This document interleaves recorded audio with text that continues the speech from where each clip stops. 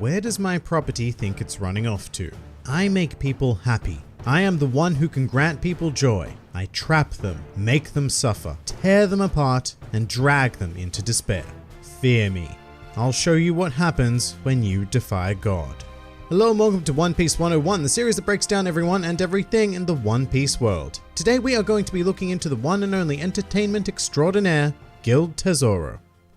Gild Tesoro is a very tall and particularly suave individual who serves as the primary antagonist of One Piece film Gold, and thus I should point out right at the beginning here that he is not a canon character, and thus you should take all of the following information purely within the context of film Gold. But with that said, Tesoro is the proprietor of Grand Tesoro, an absolutely massive casino ship that sports a small city amongst it, which is acknowledged as an independent state by the world government, so while they aren't officially affiliated, the Grand Tesoro is allowed to exist for one very good reason, and that reason is money. Which links very nicely to Tesoro's personal philosophy that people can only succeed in this world with money. This thought, and really the entire Grand Tesoro endeavor, have strong roots in Tesoro's childhood, as when he was young he absolutely loved to sing and possessed big dreams of making it in the entertainment industry. However, he was far from the lavish character that would be presented in modern day, being born in quite a poor environment and eventually needing to turn to crime simply to make a living. Although a young Tesoro would come to change his early ways due to meeting a girl named Stella. Now Stella was a slave who was taken as winnings after her father was defeated in a miscellaneous gambling match, and so was kept in a human shop. She also happened to despise crime, and so that put Tesoro on the straight and narrow, who began working hard in order to earn enough money to one day buy and free Stella. But as is often the case in One Piece, tragedy would strike one day when Stella was purchased by a world noble before Tesoro was able to achieve the funds necessary to liberate the love of his life, leading him to attack the world noble and subsequently become enslaved himself as punishment for his actions. Both Tesoro and Stella were taken to the Holy Land of Marijua and abused by their new masters for 2 years before Stella would come to pass away. Meanwhile, Tesoro would continue to be abused and mocked by his master for a further 5 years, at which point he managed to escape during Fisher Tiger's assault on Marijua. Enraged by his experiences and spurned by his failure to prevent Stella's death, Tesoro came to the conclusion that none of this would have happened if he'd simply had the money to buy her in the first place. And so he returned to the world of crime. But he was no longer a desperate criminal struggling to survive. Instead, Tesoro had evolved into a sadistic, power-hungry figure who had even begun to develop a god complex, desiring control of everyone and everything. As part of his ambition, Tesoro actively sought out a crew to perform his bidding, as well as a powerful ability for himself that would come in the form of the Goro Goro no Mi, a paramecia-type fruit that allows its user to manipulate gold, something that would become absurdly powerful as Tesoro continued to acquire more and more wealth from his expanding criminal activities. And interestingly, it should be noted that Tesoro acquired this devil fruit from another infamous underworld figure by the name of Doflamingo, who put the fruit up for auction but never actually intended to sell it. Not that Tesoro cared much anyway, as he sent a squad of criminals to steal the fruit, greatly angering Doflamingo, who spent the next few years trying and failing to kill Tesoro before finally deciding that Tesoro would be quite a useful business partner, and through this connection, Tesoro was even able to gain contacts within the world government itself. And here it would not be long before the future Casino King's dream was realized with the opening of Grand Tesoro.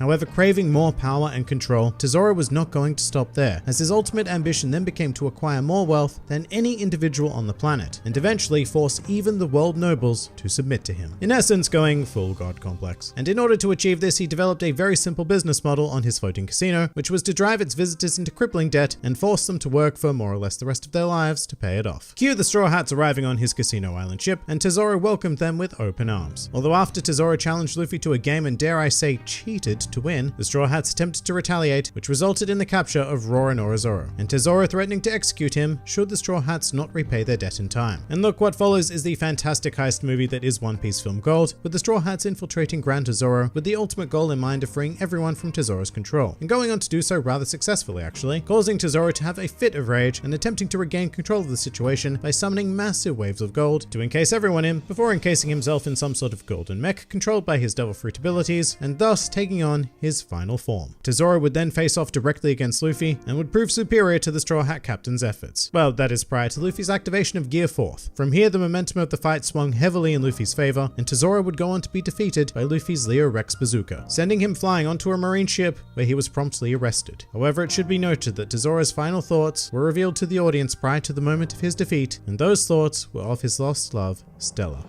Some more fun facts about Gild Tesoro. As a former slave of the world nobles, Tesoro received the appropriate branding. However, after escaping from their clutches, Tesoro went on to modify this mark into a star, signaling the beginning of his ascendance to becoming the Casino King. The Tesoro portion of Gild Tesoro's name is taken directly from both the Italian and the Spanish word for treasure, adding further evidence to the long-running theory that Spanish and Italian are in fact the same language. In the modern day, Tesoro is also rather fond of saying the phrase, "I decide who laughs," which just so happens to be the words of the world noble who purchased Stella. At the height of his fortune, Tesoro's money accounted for an inconceivable 20% of all currency circulated around the world. Furthermore, Tesoro, despite not being canon, serves as one of the rare characters within the entirety of the series and its extended media, who is an awakened paramecia user, and at the time of Film Gold's release, he was only the second confirmed awakened paramecia in existence. And finally, a truly useless fact. Through all of this, Tesoro never lost his love for the art of singing, and as such, he performed regular concerts for the citizens of Gran Tesoro. Ah, how lovely. But that pretty much does it for Gild Tesoro. If you enjoyed this video and the content this channel produced in general, then please do consider donating to the Grand Line Review Patreon, because the support of all of you amazing people is what continues to make this channel possible. And if you'd like to see more videos like this but applied to other anime and manga series, then please do check out my second channel, New World Review, for all of your wider needs. And if you'd like to join the fun at any time, then please do head over to my Discord server, where a wide array of shenaniganry takes place on a daily basis. And finally, please do comment with who, what, or where you'd like to see featured in the next One Piece 101.